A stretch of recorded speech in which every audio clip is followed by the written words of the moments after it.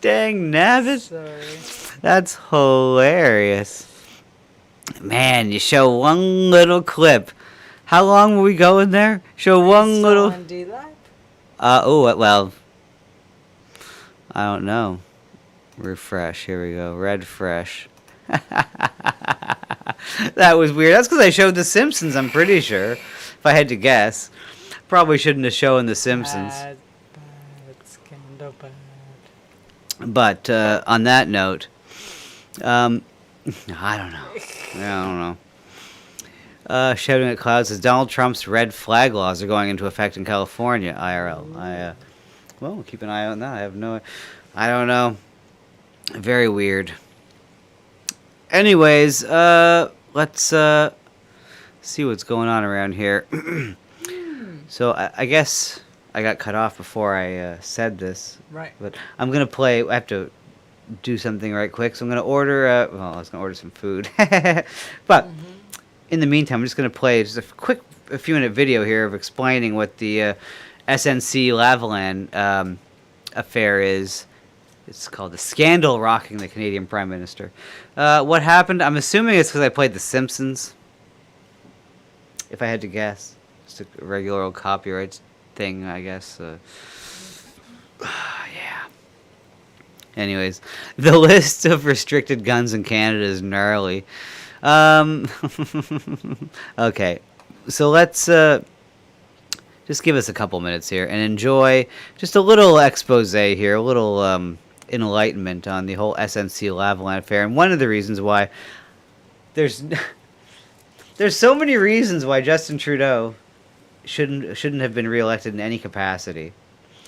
I didn't even get to so many of them. I have like about another 24 tabs ready to go, but yeah. We got stuck watching the news, the election. But anyways, enjoy this while we take just a few minutes off here, and we'll be right back. When Justin Trudeau became Canada's Prime Minister in 2015, he also became a Liberal darling. In photo ops, he seemed like the nerd the left had been waiting for. A fighter with a soft heart, beloved despite his clumsiest attempts at wokeness. He got called the anti-Trump, though even a Trump would sometimes give him a pass. But now, Trudeau finds himself in the middle of the worst scandal of his career, which has seen him accused of interfering with a bribery investigation on behalf of a corporate giant. Yesterday, he addressed those charges. In regards to standing up for jobs and defending the integrity of our rule of law, I continue to say that there was no inappropriate pressure. Last week, former Justice Minister and Attorney General Jody Wilson-Raybould testified to Parliament that Trudeau and his staff, including his chief of staff, principal secretary, and 2 senior advisors, pressured her not to prosecute SNC Lavalin, an engineering and construction company that allegedly bribed Muammar Gaddafi's government in Libya to secure lucrative contracts. My response, and I vividly remember this as well, was to ask the Prime Minister a direct question while looking him in the eye.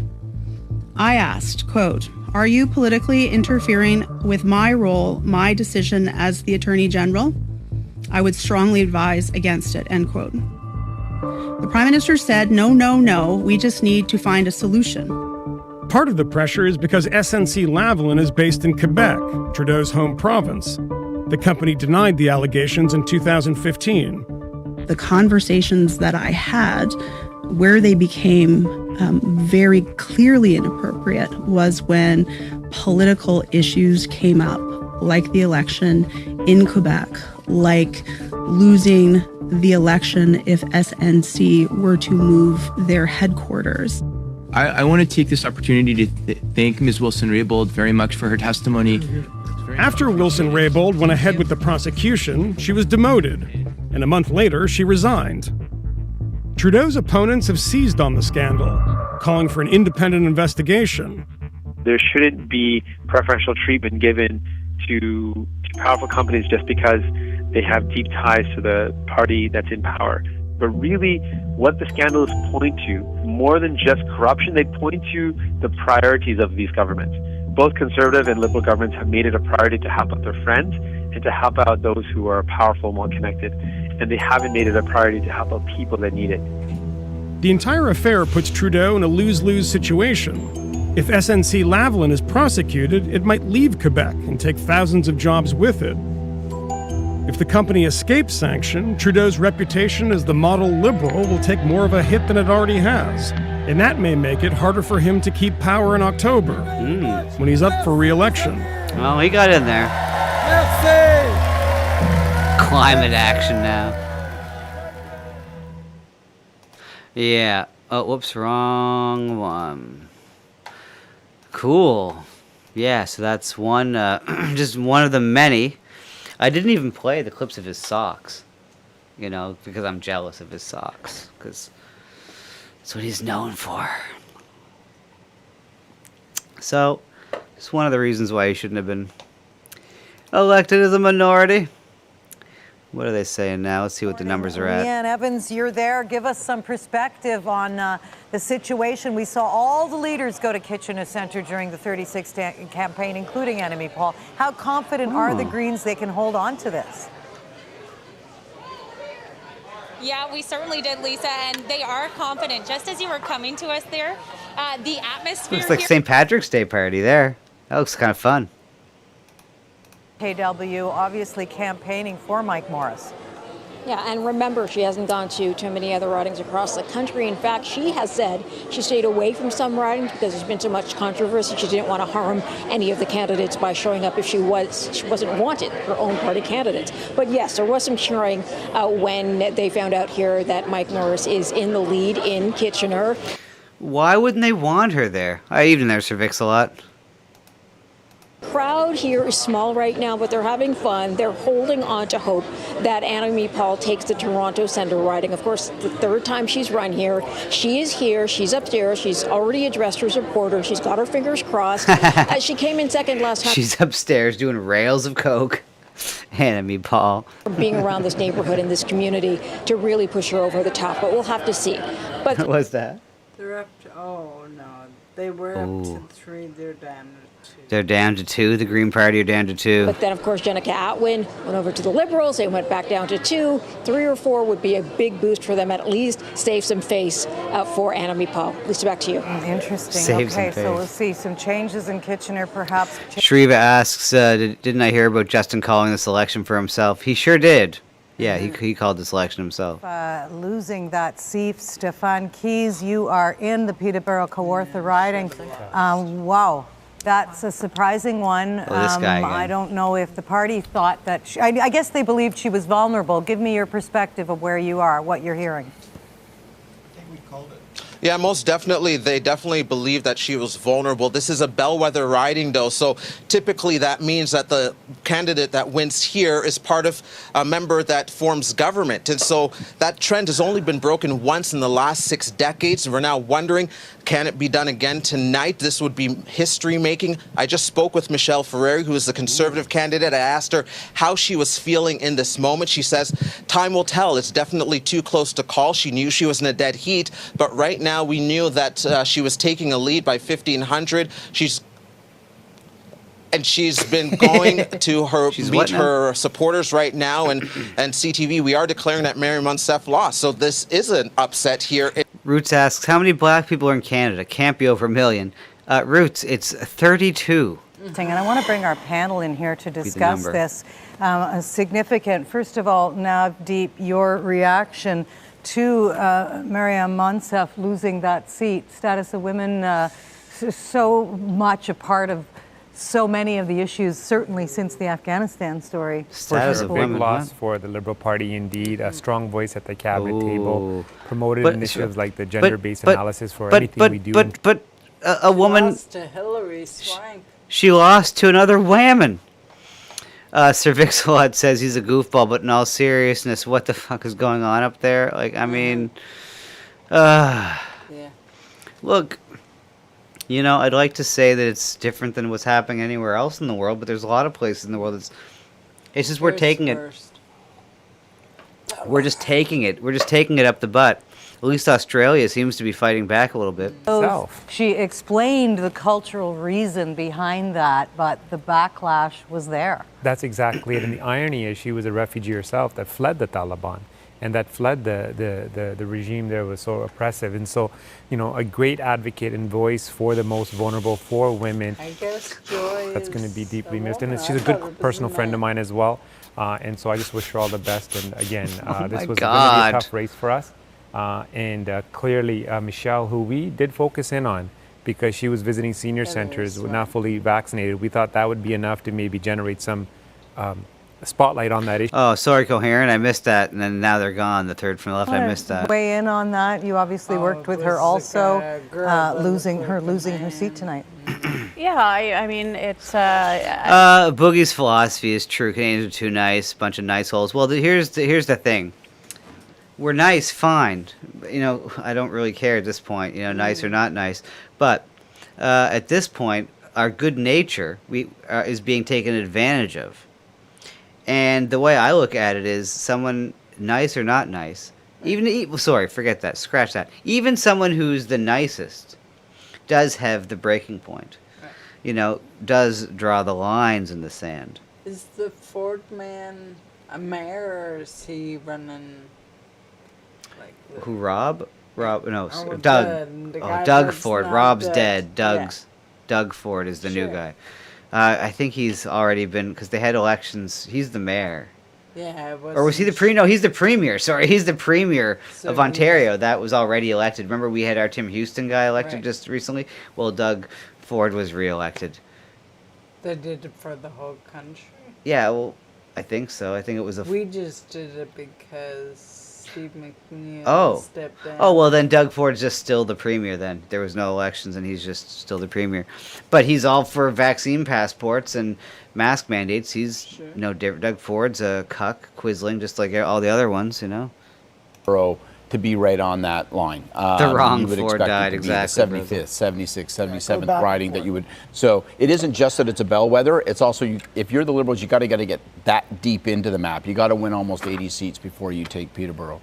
Okay, there's another Liberal win we should point out. That was another incredibly tight race. Patty Hajdu, the health minister, has won that riding of Thunder Bay Superior North. CTV declared her re-elected.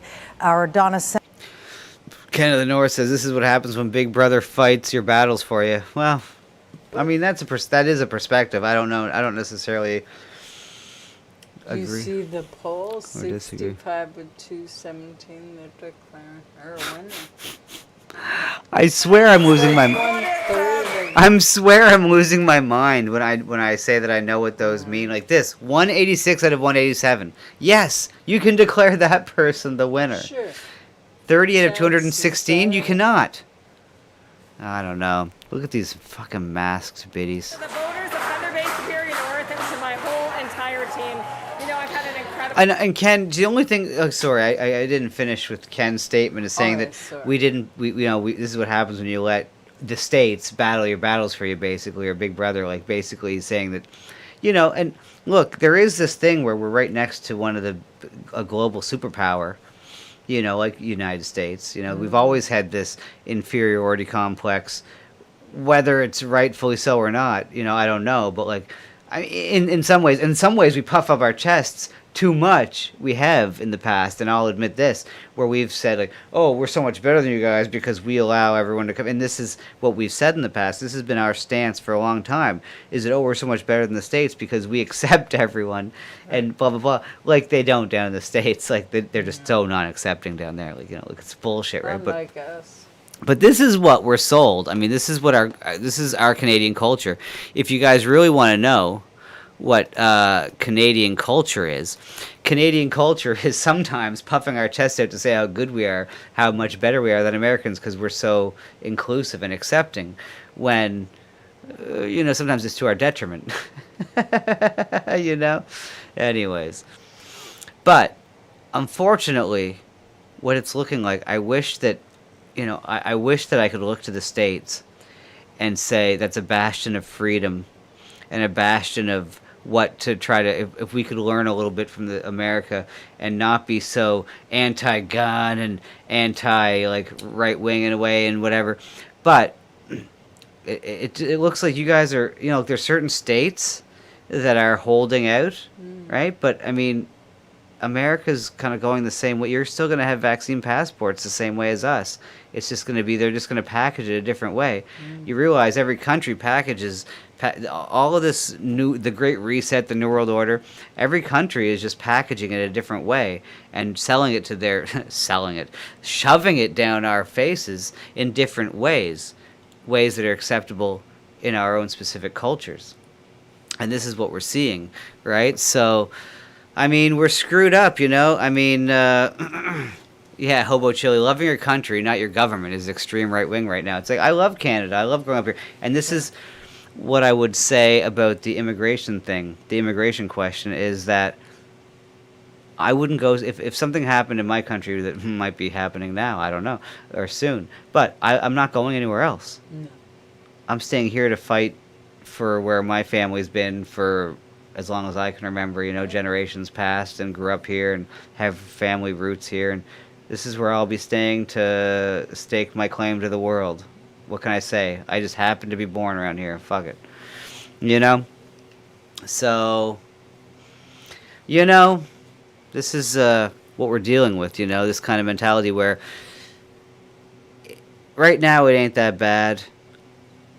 But, I mean, pretty quickly it's going to, you know, it seems like, I don't know why it wouldn't, with the way the laws and mandates are coming down, you know. I mean, we knew that freedom was only an illusion, but now we're learning pretty quick.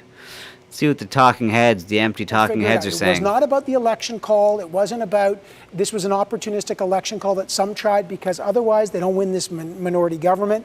It was clearly about the pandemic, not enough to get the reward he wanted. It was Canadians saying, look. What's that? Can you see? I can see. I can see Karis coming. Yeah.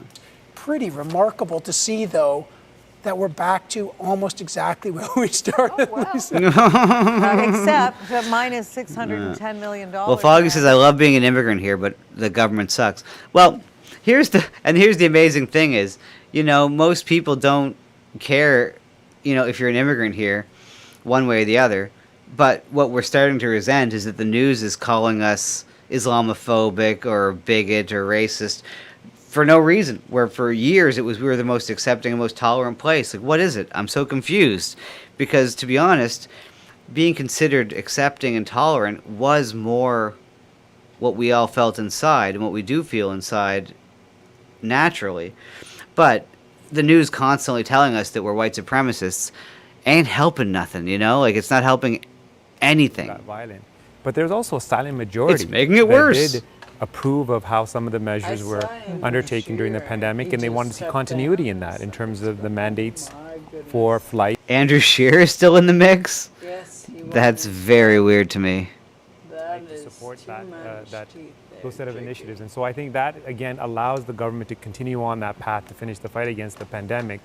But again, oh yes, as you the alluded, fight against the pandemic. Very similar to what we saw at the beginning of the campaign. So the Liberals are going to have to find a way to work with other political parties, including the NDP and the Bloc, to get the legislation. And we just saw Mark Miller go by there, and I want to bring up this point. It barely came up during the campaign, and we want to talk about it tonight. Mark Miller wins that riding. The Indigenous issue, certainly the unmarked graves, was the biggest.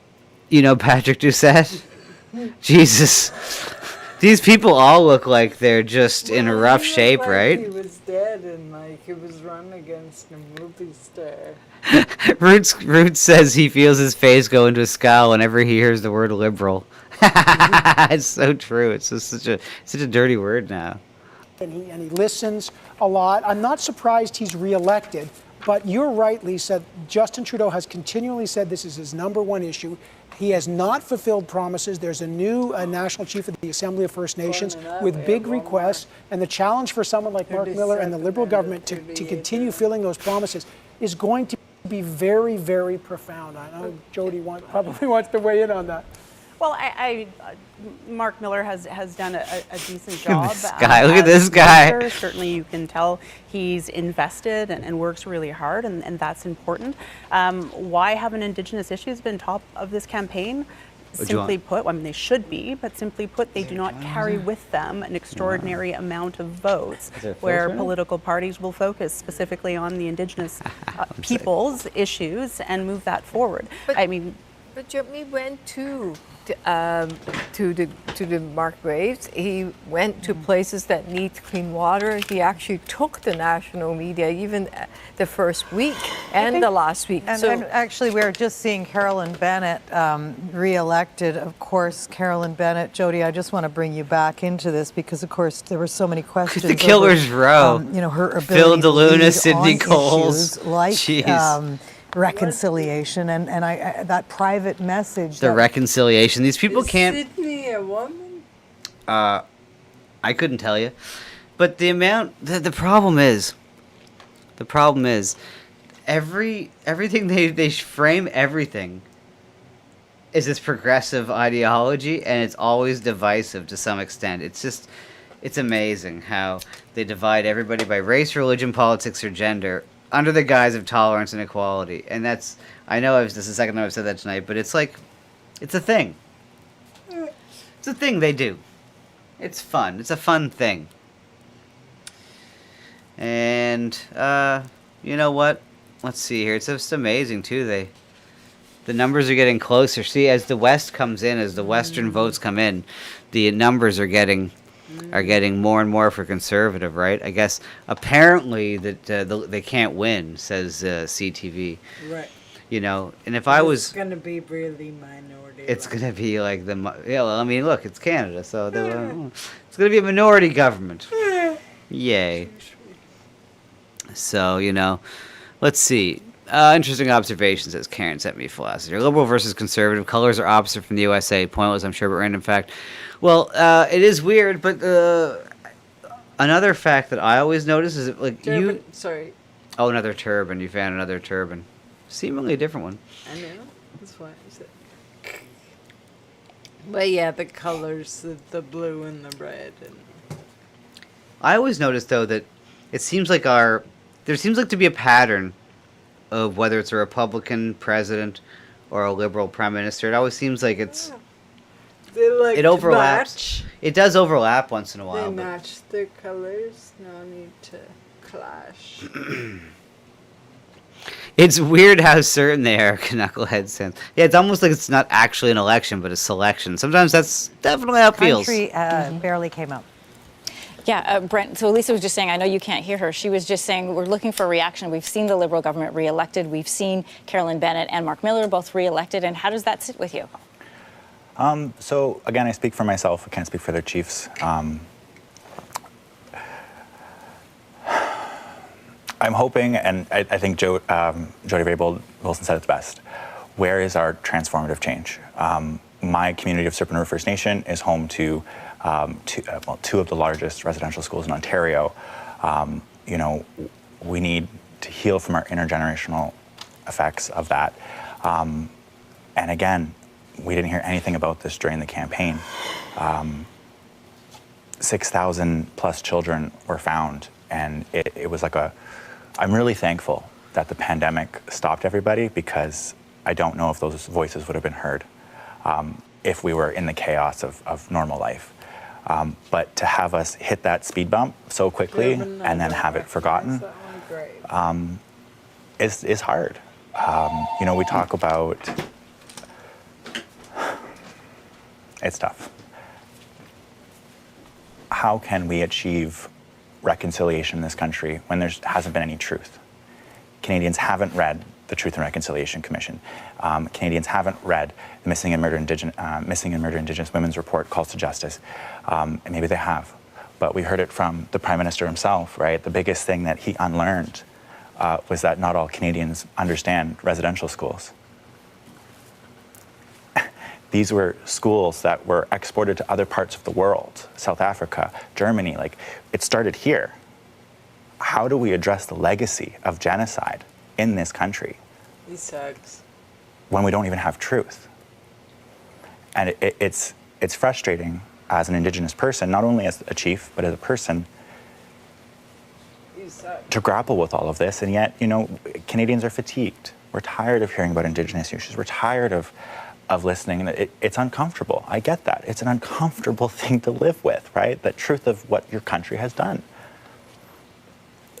But we have to talk about it. We have to work through these issues, or else, again, just like Ms. Raybould said, we are still going to be here in 150 years and 200 years.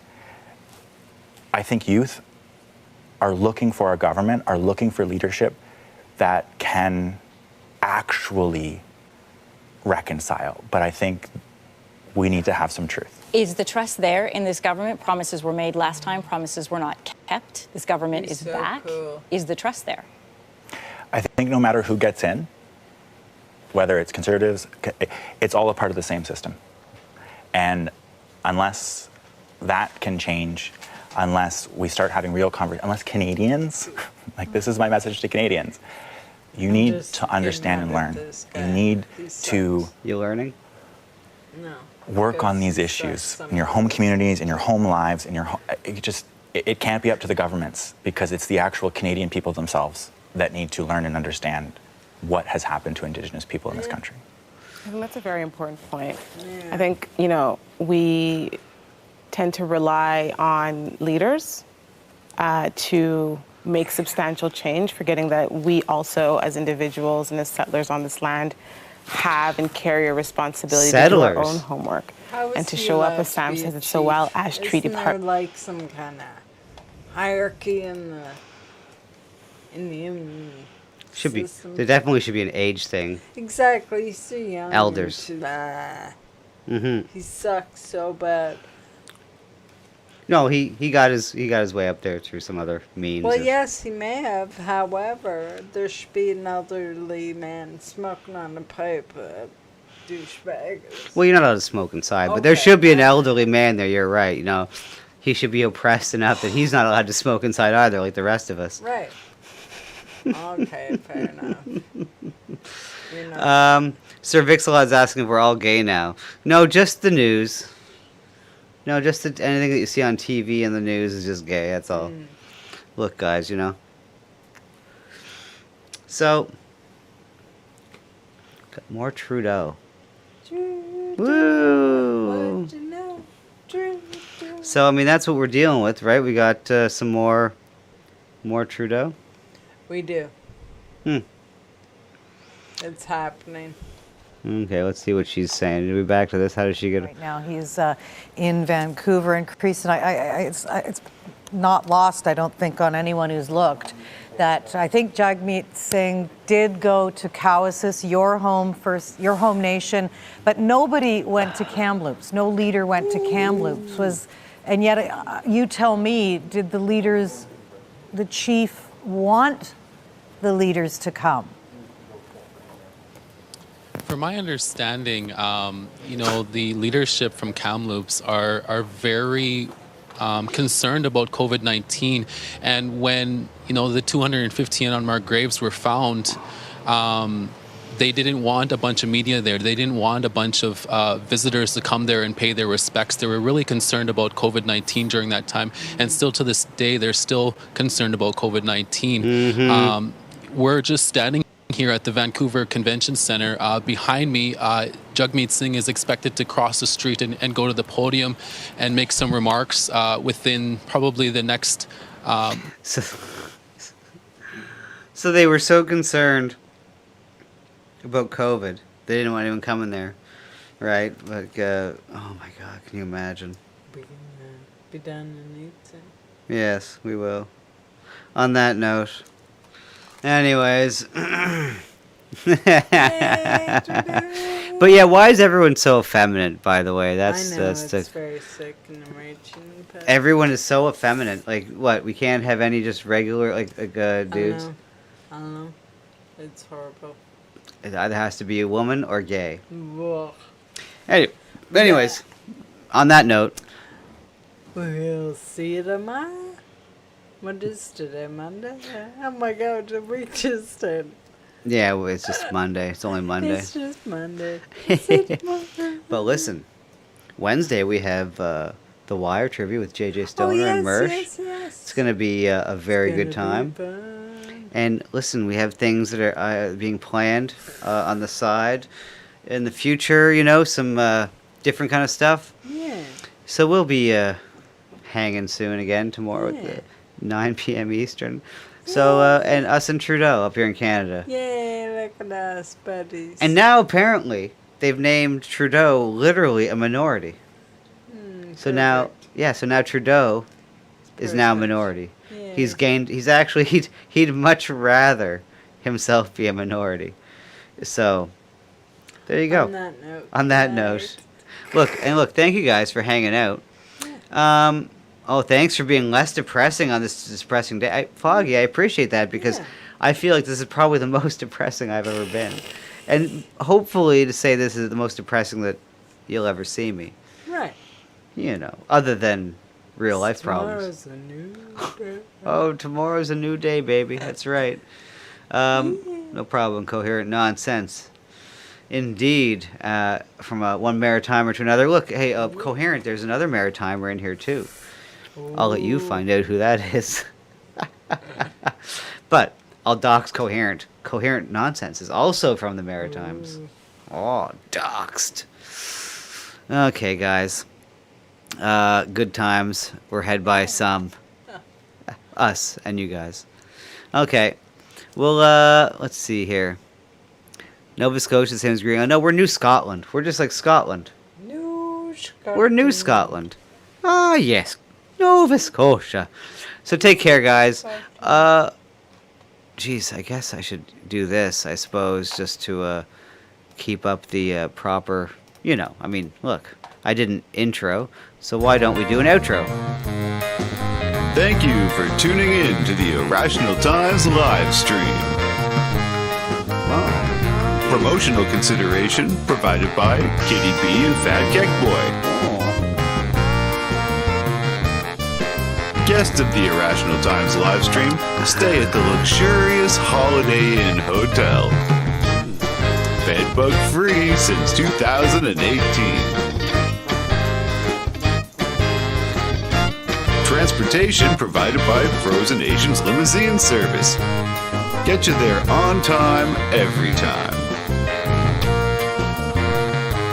So from all of us to all of you, this is Dixie Crush saying we'll see you next time. See you tomorrow.